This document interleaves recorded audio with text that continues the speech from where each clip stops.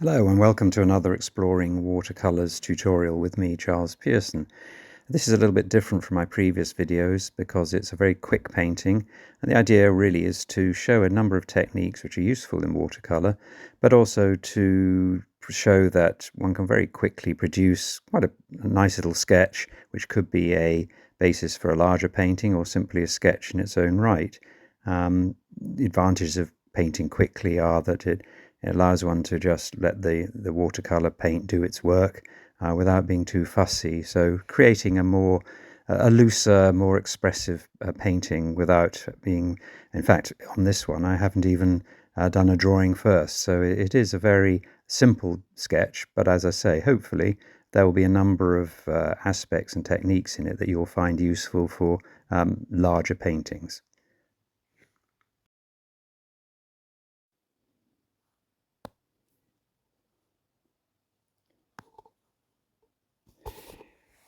So I've got dry paper here.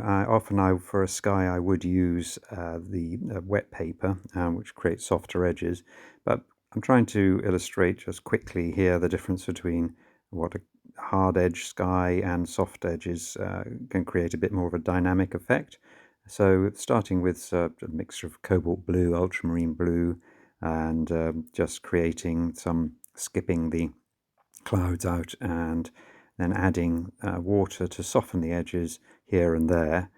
And then once I've done that, I'm just going to add a little bit more different color, kind of a red purpley, to color into the lower edges of the clouds to simulate the shadows and create a bit more of a sense of depth.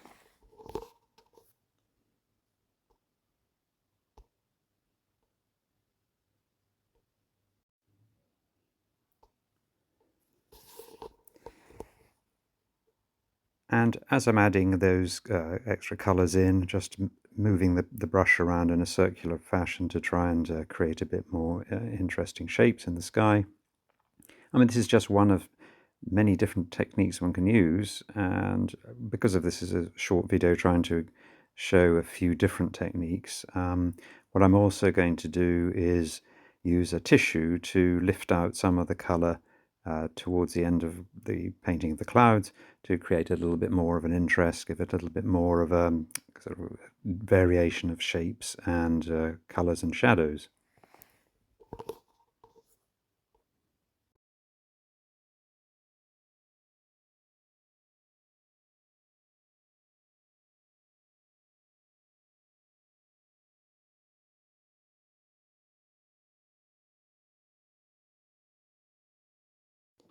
So here I'm just adding some reds and blues to create a sort of purpley colour to create the shadows for the clouds. It doesn't matter particularly what colours you use, just any red and blue. You can even add a little bit of raw sienna in there if you want to give a sort of a more interesting effect.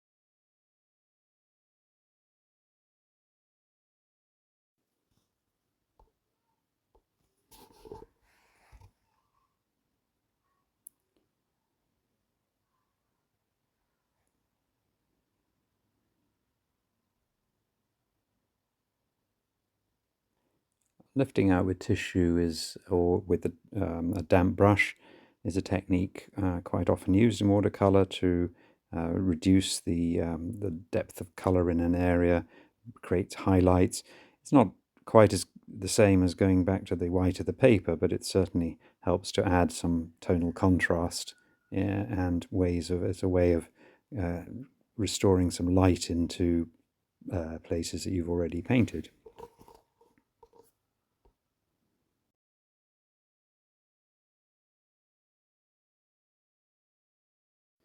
So that's the sky, a simple sky, but I think it's quite effective.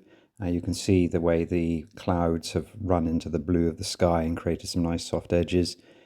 Skies are infinitely variable, as we all know, and it's really just a question of practicing different techniques, trying different colours, but yeah, just practice as much as possible and you'll soon be able to create skies in any sort of style that you want.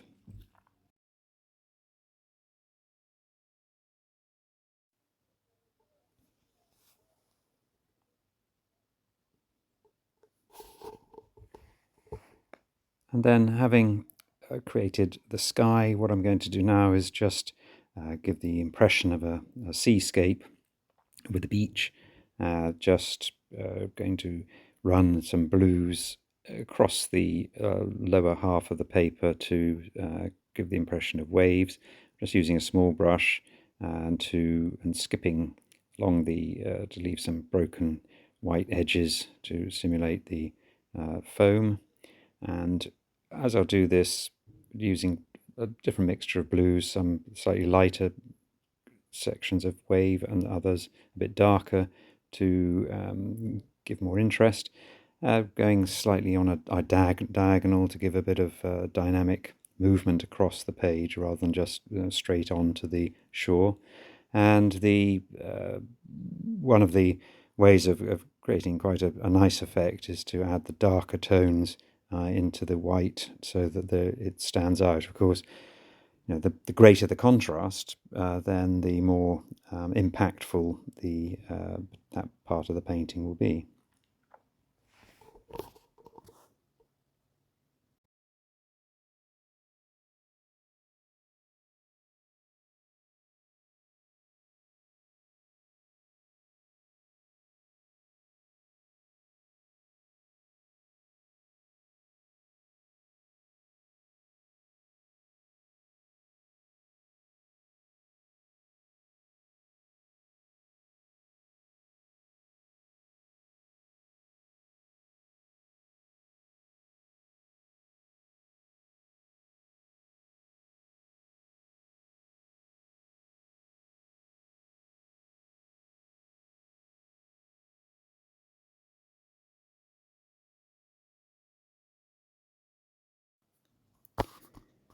So I'm creating the beach here as just with a very simple edge of a brush so that it skips along a sort of dry brush technique to add a bit of sparkle from the white of the paper. And then, as I say, this is really just a very simple sketch, so I'm not taking too much time or trouble over it, which is often the best way of adding a sense of dynamic, impressionistic quality to your work.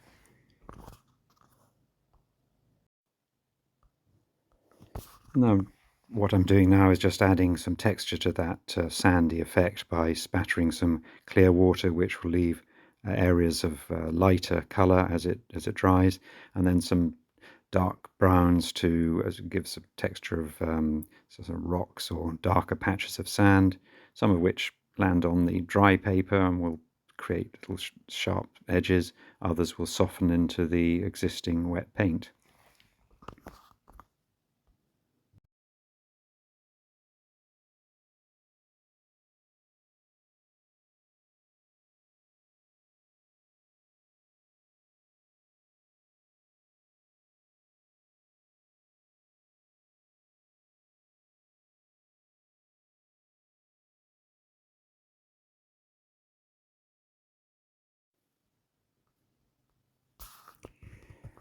And now I'm just adding in a dune to create a focal point of interest. This will be a darker area, supposed to be the sort of the dune grasses.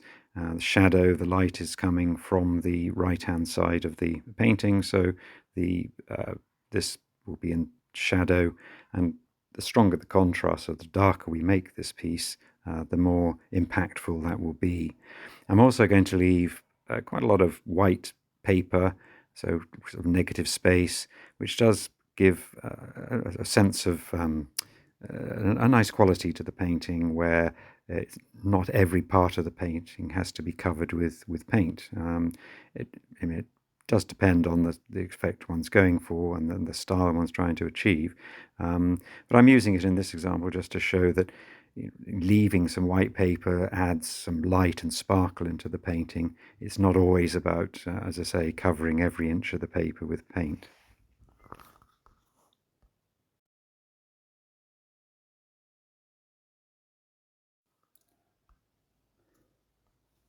So I'm just adding in some darker tones here to create the shadow effects using, and then I use quite a thin brush, a rigger type brush, to add some fairly thin shadows and blades of grass, dune grass, to give another element of contrast in the painting. We've got the contrast of the hard and soft edges, sort of spiky grasses against the soft clouds, and the colours themselves being complementary to one another all adds a bit of interest to the painting.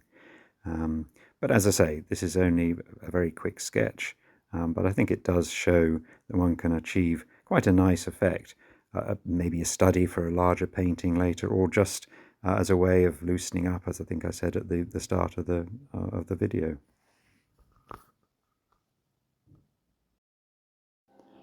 One little extra technique there, you might have noticed, smudging with my finger.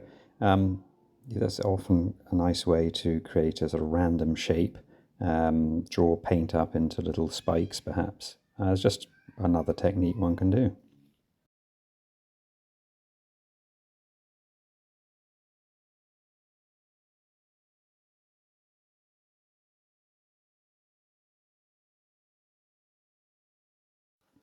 So just adding increasingly dark colours in here. I think I used blues and some browns mixed together.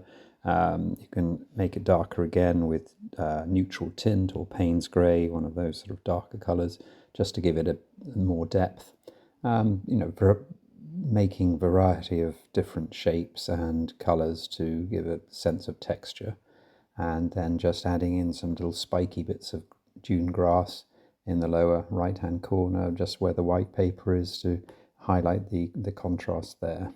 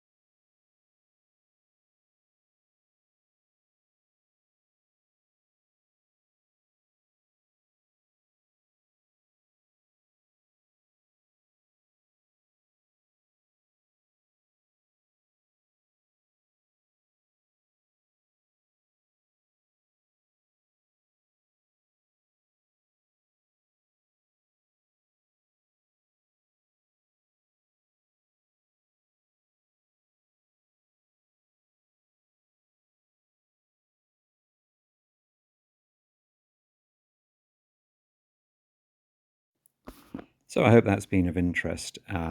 We've explored quite a few different techniques there, even though it's a short video of a very quick sketch.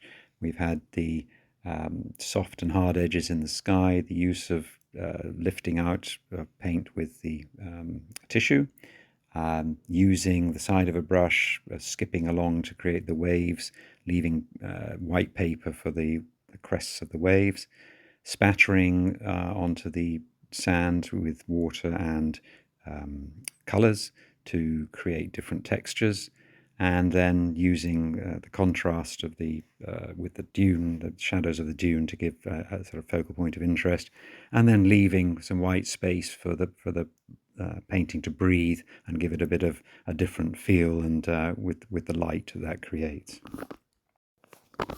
So I hope you've enjoyed this rather short video, and if it's something which is of interest, do please leave comments. Let me know if this is the sort of thing that's of interest to you, and then I can hopefully do a few more. Thanks again for watching. Bye.